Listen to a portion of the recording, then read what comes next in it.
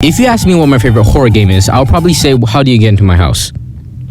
And also Little Nightmares. Little Nightmares is a game that I think all horror games should strive and try to be similar to. It is in no way the scariest horror game.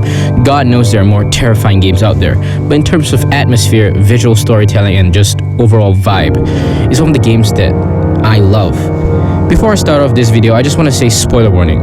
I'll be spoiling most of the game, and Little Nightmares is a game that heavily relies on being played blind, so I highly recommend playing the game before watching this video. And with that out of the way, let's talk about a 7-year-old game. Let's talk about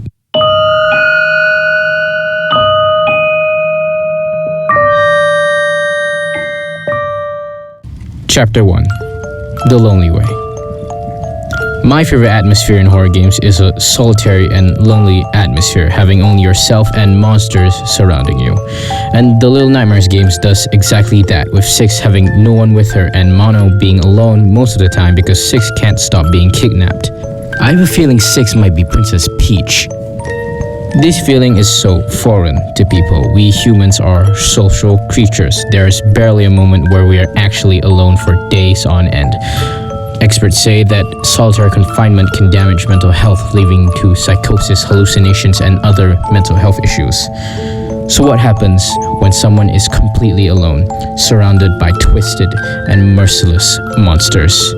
It's a terrifying thought, and it's Six's reality. Just a quick heads up, I won't be talking about Mono. I like him, I like his design, the character, but I just feel Six is just a much deeper character.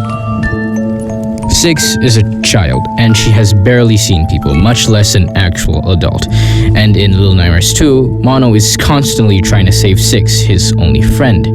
And I think one of the reasons why is because he doesn't want to be left alone in this god-forsaken world. Instead of having the fear of being alone, he has the fear of becoming alone. That phrase makes no fucking sense. Monophobia is the fear of being alone. It's almost poetic. His name is in his very phobia.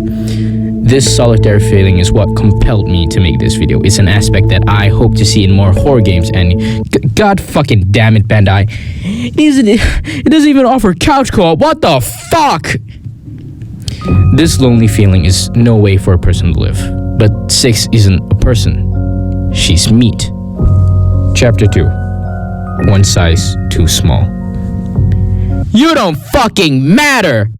I love it when games show you that the world is just so much more bigger than you, that you are a tiny and lowly being in an otherwise colossal world. I'm not saying that you have to be the lowest of lows, just look at Hollow Knight. Oh god damn it. I talked about this game for all the 3 videos I've made so far. This video isn't about you, fuck off! But Hollow Knight is a good example. In Hollow Knight, you play as royalty. You are the Pale King's blood. But you're not treated as such. Hollownest has moved on from the Pale King's reign, and with or without you, it will keep moving. And I love this. It just shows that the world is independent of you. It shows that this world is its own living and breathing being. It shows that this world is its own world. But in Little Nightmares, you're not royalty, you're scum, the lowest of low. You are meat. And the behavior of the monsters show it. Once you evade their capture, they won't sound alarms or anything like that. They go about their day. They have more pressing matters to attend to. To them, you're no better than the rats scurrying on the floor. You are vermin. You're a pest, a minor inconvenience to be dealt with. And you act like one too. The game reinforces the primitive mindset of, ooh, shiny, making you pick up anything that looks useful in the small chance that it can be used in the future. You run and hide like a scared mouse hiding from a cat. You're not just like a pest, you actually are one. And that doesn't just end with the behavior of you and the enemies. This world doesn't care about you. Whether be it a chair too big or a toilet roll that's almost your size, the game constantly reminds you, you are one size too small. My favorite moments in Little Nightmares is when the camera pans out and shows you these monolithic landscapes, and that's another way to show that this world is just so much bigger than you. But another way the game shows this is through small and hidden rooms. What the fuck was that? These are gnomes, just weird little guys. The gnomes have no real gameplay purposes. You just kind of hug them and like eat one, but like that's for later. But the presence of gnomes shows that there's a food chain that you are at the bottom of, and that's terrifying compared to these giants who are an insignificant worm, and these monsters, they are so much bigger and greater than you, want to kill you. This world doesn't just not care about you, it hates you. Chapter 3. Cat and Mouse.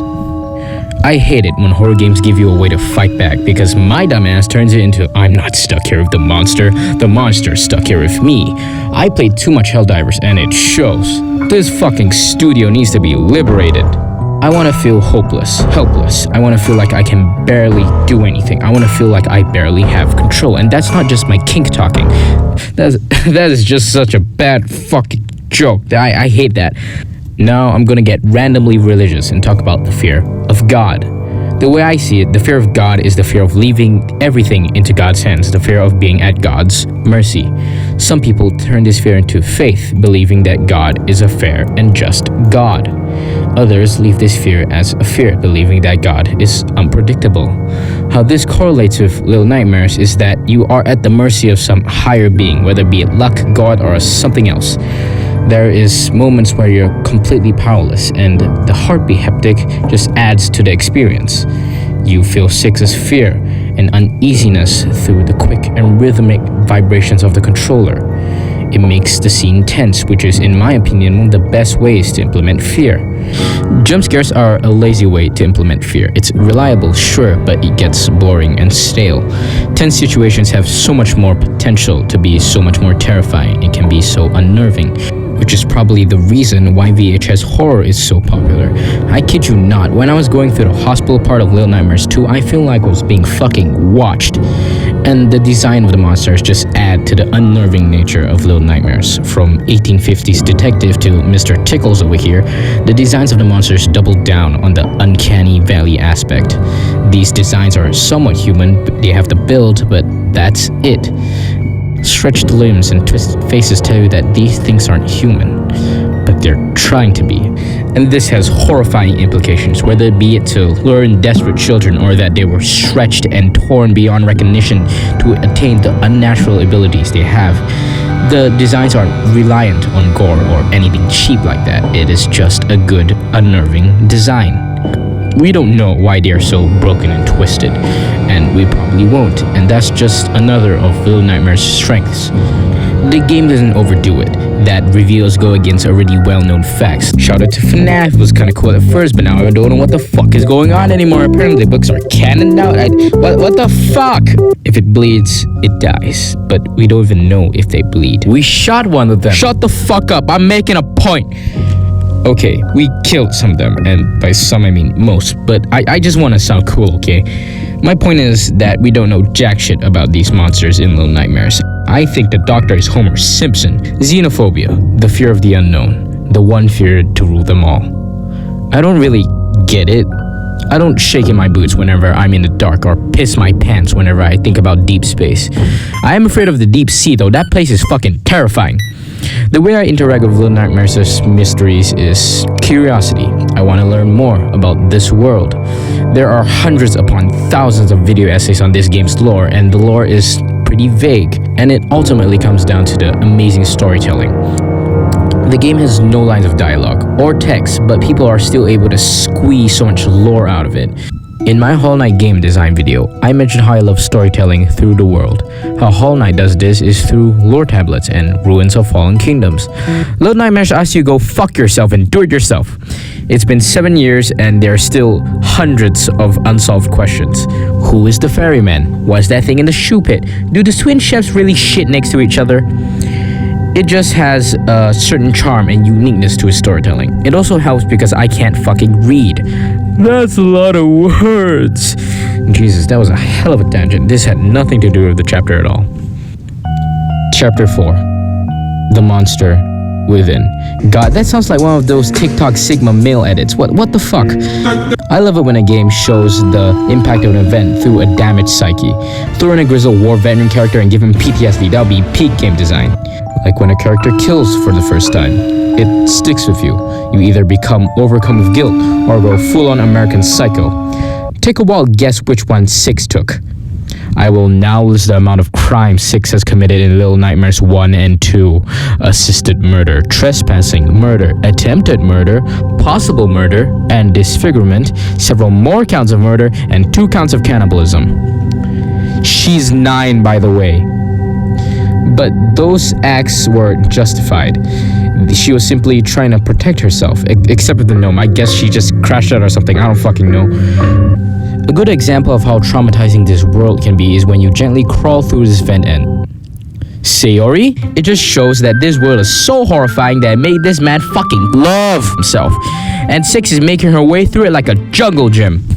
Much too often, I see people dismiss 6 as just a psychopath. I mean, she is, but it's because of her situation. She's a victim of circumstance. 6 is constantly exposed to death, and it makes her lose her appreciation of life. If it's taken so easily and often, what makes it so sacred? Just as Doflamingo said, kids who have never seen peace and kids who have never seen war have different values. Why the fuck am I quoting One Piece? But I feel she still has a drop of humanity left in her, that she cares and values something, that she cares about Mono. Towards the end of Little Nightmares 2, 6 betrays Mono and leaves him for dead. Some people say that she was just using him from the start and leaves him when she has no more use for him, like throwing away something broken. Others say that she's angry at Mono for breaking her music box, the only thing that brought her comfort. Others see this as an act of wrath, revenge, cold and heartless cruelty. I see this as an act of compassion. If 6 really didn't care about Mono or was pissed at him at the time, she wouldn't think twice to leave him for dead. But she did. This tells us that she still cares for him. Then, why drop him? The way I see it, 6 dropped Mono because she cares for him. She dropped him to free him. 6 has seen firsthand how cruel this world can be. She and Mono brave through it together. And she also knows that the only form of escape is death. To her, this was a mercy kill.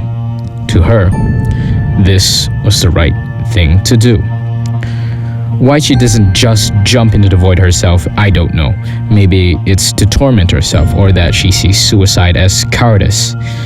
But she at least wants Mono to escape. I'm definitely speaking out of my ass. This could very well be far from the truth.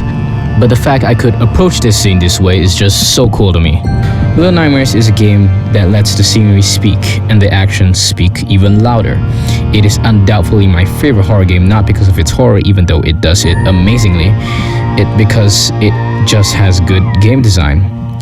And I just hope Bandai doesn't ruin this beloved franchise with Little Nightmares 3. Thank you for watching. If you did enjoy, please consider subscribing. And here's a video where I talk about combat for 13 minutes. I'm gonna get a cheeseburger.